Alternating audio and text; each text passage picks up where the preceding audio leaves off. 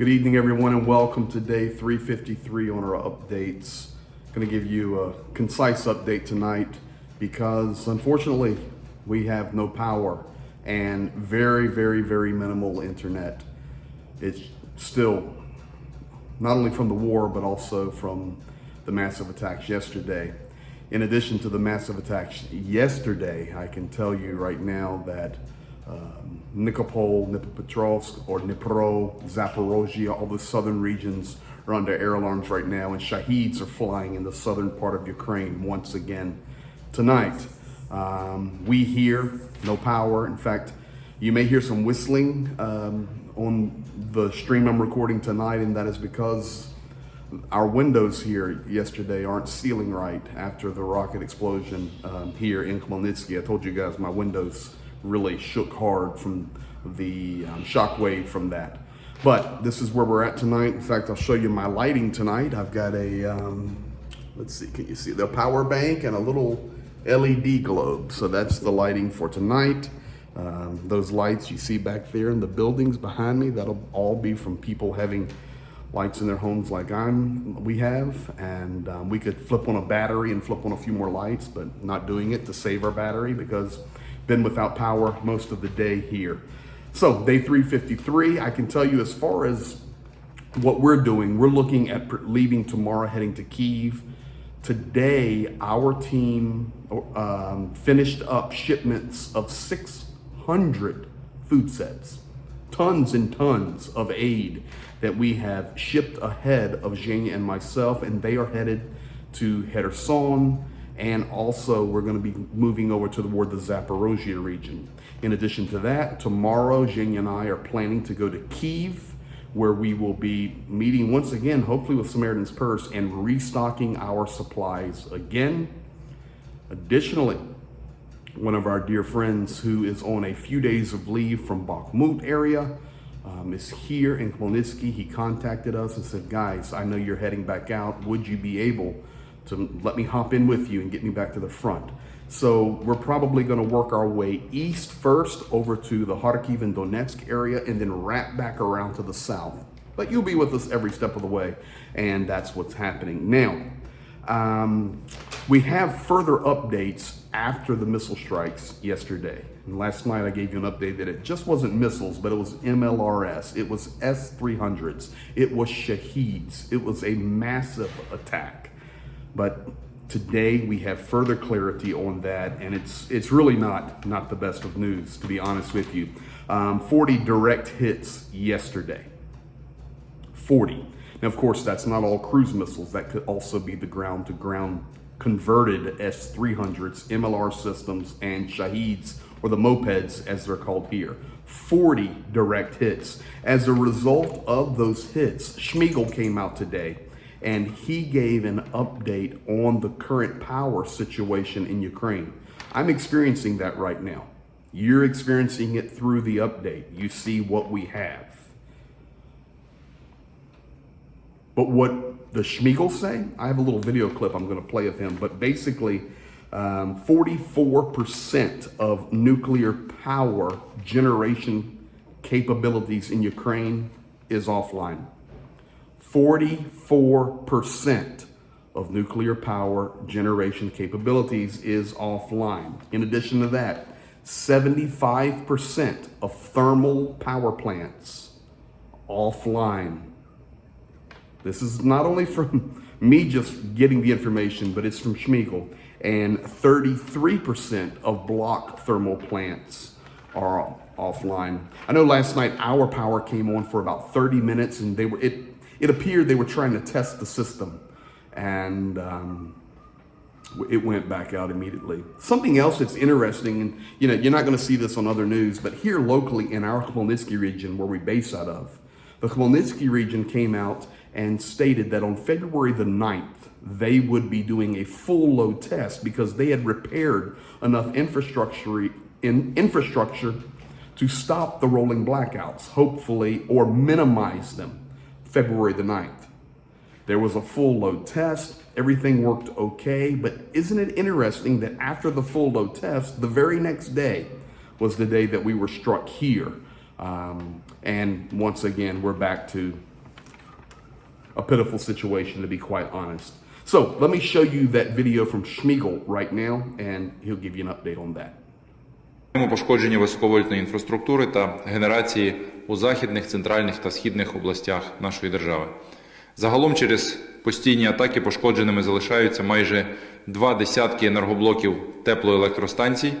Якщо додати до цього факт окупації частини наших енергооб'єктів, то Україна тимчасово втратила 44% атомної генерації, 75% потужності теплових електростанцій, 33% блочних теплоелектроцентралей. So there you have it. That's directly from Kyiv. If you see the thumbnail tonight, you see that beautiful sky. That picture is actually over Kyiv, and that sky looks exactly like the Ukrainian flag. And many Ukrainians are taking that, honestly, as a sign from God, that God's with us. Even the sky is painted in the flag of Ukraine. You use anything, I'm learning during this wartime, to encourage. I can tell you that my buddy here, whom I stay with, and we've been friends for years and years and years, mentally, he's struggling. Just be honest, he doesn't know English, so he's off to the side over there, but he's struggling. The war is weighing heavy. We are approaching the 1-year anniversary, and I've extended my stay, going to be here beyond that, because you know, God is opening up a lot of doors that's crazy right now, and we're jumping through them to help. But, you know, he's just going to be one example, whom I know very personally. It's weighing on people. This is stressful living. I've been doing it since the beginning of January, and it's no fun. It's no fun. It's torture. It's terrible to have to live like this. Now, today, Zaluzhny, the director of the Ukrainian Armed Forces, talked with Milley out in the United States because it seems that Russia is implementing a new tactical strategy. Today or last night, a bridge was struck, and that bridge is very important down in Odessa. It is actually the main thoroughfare connecting the Odessa region over to Moldova and further than that, Romania. That was struck last night by a Russian Navy kamikaze boat. I've got video footage of that. I'm going to show you that in just a moment. But that is an escalation in the war, a different tactic. And Ukraine is actually very concerned about that. You know, it's interesting. Yesterday, we're talking about the missiles flying over Moldovan airspace and then over Romania and touching Romanian and NATO airspace. And NATO didn't do anything. They should have. That's my opinion, and I don't get it. You know, maybe because their people aren't here, and they're just seeing the media or governments are doing what they do. But it's sad. It's really sad, and I still believe that Putin took that as a win, seeing that he could push the envelope just a little bit further without a response. So let's jump to that bridge video right now, and I'll roll that for you. Вот он идет. Это в реальном времени, да? Да, это реально. Это беспилотник. Вот он сейчас шарахнет. Второй был такой же? Нет, один. Вот он, видите, с той стороны. Давай мне камеру сейчас, что там сейчас происходит. Сюда. Quite some surveillance video right there, or security footage capturing that moment of that new tactic that Russia is using. They hit that bridge. And I'm here to tell you, down in that Dnipro region, down in southern Ukraine, Odessa area, of course, Mykolaiv, Kherson, there are lots and lots of bridges because these river systems are very spread throughout that entire southern region. Not only the Dnipro River, but there are other rivers as well. So we see that attack on further bridges and infrastructure is happening and will continue to happen. Now, that's what's happening the last few hours here in Ukraine. This is the real story. I'm in the dark with one lamp, and I'm keeping this stream as concise as I can because uploading it is torture, hours and hours to upload this data. And I just watch it and I hope it goes up, and I'll keep it rolling and come back and check it. And it's just very, very slow, but we're getting her done. Now, I was talking about my buddy's mentality and, you know, struggling with the war and just the pressure of the war. And we talked about tonight the mass attacks that happened yesterday and the repercussions of that. But I want to jump to a human interest story now. I want to jump back down to southern Ukraine. I want to show you an interview that we had with a man who tells his story of when tanks were destroying his home and his village and what he, his friends and family members experienced. Guys, this may be one of the best interviews we've had yet. And I hope that it helps share the story of what is really happening here in Ukraine, not only on the mass power, internet, infrastructure, but down to the small families. This is what's really happening, and we're here to tell you the truth. Ви можете розказати коротко цю історію, як ви виживали? Буквально от як від танків ховалися? В підвалах. Розумієте, спали в підвалі. Кресло спустив, так, сяк. Я на картошки матрацу, отаке холодно ж. Скільки вас було? Ой, тут було тесть, теща, із города, бабушка, ще одна теж пенсіонерка, жінка, я, ще одна бабушка. Хорошо, весело було. А самому старшому скільки було? 78, Угу. старенькі. Угу. То так виживали. Я, кошмар. Ні, кошмар це. Мені кажуть, ад по телевізору. Я говорю, цей ад бачив із середини. Ось він діло. А як вас обстрілювали? Чим? Танки, Танки? ось все, 1,5 кілометра. В І основному просто танки. по домам стріляли? Все горіло. Все горіло? Так. Ну, тут були військові чи... Спочатку кацапи заїхали. Так. Там з краю вони стали в фермера. Тобто російські солдати? Так. Так. О. Солярка, там терепири, фермер, бочки. Вони по селі, так. Забирали в солярку чи що? Да, фермерів. Забирали в Да, солярку. з бочок сливали. Їх там багато було. Було тихо. Вони так по селі проїдуть, нікого не чіпали. Ага. Так тихенько було якось. Ага. А потім наша тероборона підійшла ближче. Щоб захищати? Так, зайшли в село і почалося. Вони вийшли з села за кілометр і поїхало. Наші хлопці, знаєте, калібр звідсіля пух-пух, а оттуда калібр. Так. What did he have and he lost? Що у вас було? Майно чи що? Розкажіть, що у вас згоріло, що у вас пропало, що ви втратили? He's a farmer, right? Ви фермер? Ні, я корови, бізнес, бринза, шминза торгував. Мав 3 корови, кролі, кури, качки, робота була. Так, You had a яка? motorcycle? У вас був транспорт якийсь був? 2 машини? 2 машини і мотоцикл. Так. And now? А зараз? Згоріло все. Все. А будинок? Був? Був. Будинок, в мене там немає нічого, в мене все 0. У вас був будинок, у вас був сарай, хазяйство, і все, і нічого не лишилося? 0. And when he would stick his head out, maybe trying to check the situation, А коли ви what would пробували happen? What would he hear and what would happen?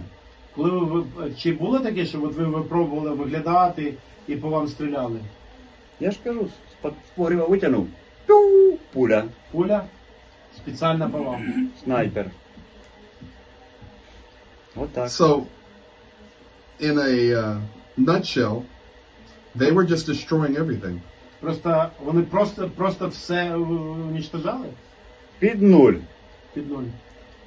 Левелінг. Куди пулять їм було? По барабану.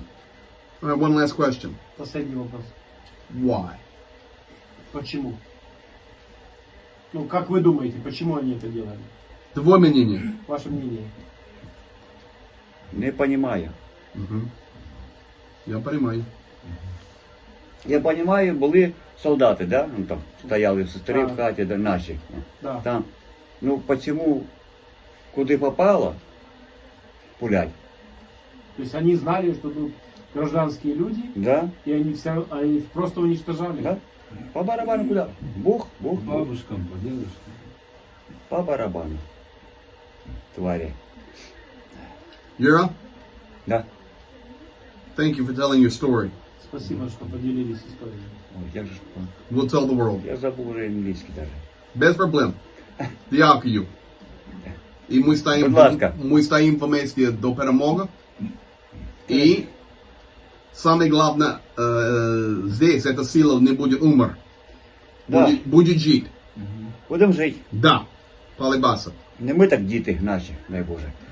У мене вже внук є. Слава Богу. I have a grandson. Последний вопрос. Да. Сколько лет тебе? 53. 53 years old. Дякую, дорогой. Та нема за що. Well, folks, thank you for being here tonight. What a powerful interview.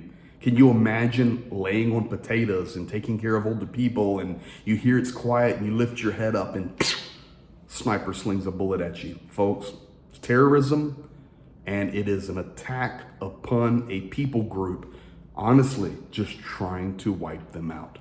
Well, there you have it. Thank you for being here on day 353. Tomorrow we should, hopefully, be rolling to Kyiv, but you'll be with us and we'll keep you posted.